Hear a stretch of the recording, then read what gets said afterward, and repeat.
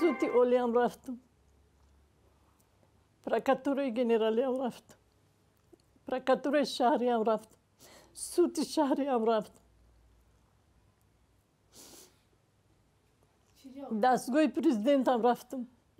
шикояти Мунаввар Раҳмонова аз он аст ки мақомот ба доди ӯ намерасанд ва иддао дорад духтари калонии ӯро ноодилона зиндонӣ карданд. додгоҳ моҳи июни имсол духтараш Фарангиз Раҳмоноваро бо айбномаи сирқат, сӯистифода аз ваколат ва сохтакории ҳуҷҷатҳо ба 15 сол зиндон маҳкум кард. фарзандат кадай мега оқи мегум и ревизия дошт, и бухгалтерия дошт. Охи чихел 7,5 миллион. И бега ё отчет учет да бухгалтерия месупорид, мебуромад ай корхонаш соати 8 мерафт, медуромад 6 мебуромад. 15 рӯз пас бо отчет месупорид бухгалтерия дошт.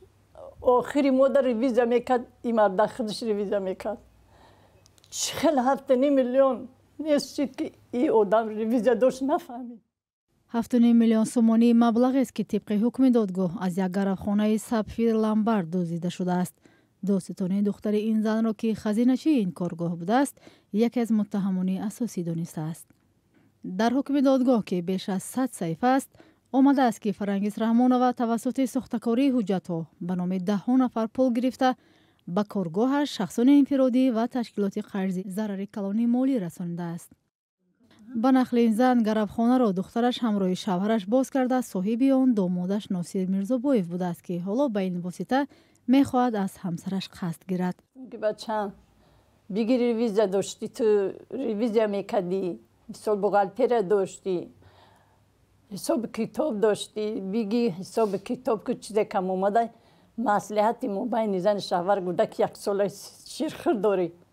гуфтум биги ҳардуш пура кунан накунем кора. майли гуфт хола биромад рафт, пагашда омад паспортоша бите гуфт гирифт бурд. ай ламбар гирифт бурд. духтара маҳкам. ҳимоятгари Носир Мирзобоев ки дар парванда ҳамзамон ҳамчун ҷабрдида зикр шудааст, иддаои зану шавҳар будани зерҳимояаш бо Раҳмоноваро рад кард. ба гуфтаи ӯ Мирзобоев оиладор будаву 3 фарзанд дорад ва ба ғайр аз шартномаи корӣ бо ин зан ягон робитаи дигар надошт. муносибати онҳо танҳо дар асоси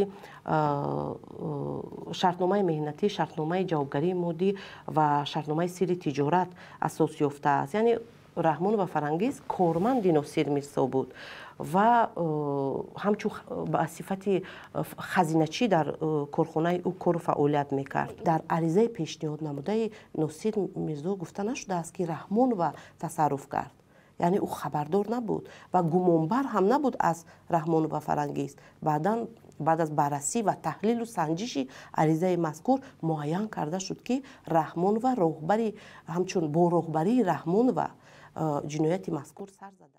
модар мегӯяд ҳоло пои духтари дигараш ҳам ба ин қазия кашида шуда, ӯро ба ҳамдастӣ дар дуздии маблағ муттаҳам медонад. ба гуфтаи ӯ хоҳари Фарангизро боздошт карданд то ба иқрори апаш ва ифшои маблағ кӯмак кунад. бигира мега дастари апаш бизана ба мо озод мекунем. дар достистони ноҳияи Шоҳмансур ки парвандаи духтари дуюми ин хонаводаро баррасӣ мекунанд, барои халал нарасонидан ба тафтишот аз додани иттилоъ худдорӣ карданд. Носир Мирзобоев ҳамчун тоҷир ва блогер фаъолият доштааст. наворҳояш дар шабакаҳои иҷтимоӣ нашр шуданд. дар наворҳо дар бораи роҳҳои муваффақият дар тиҷорат ва аз оғози роҳи худ ҳамчун соҳибкор нақл мекунад.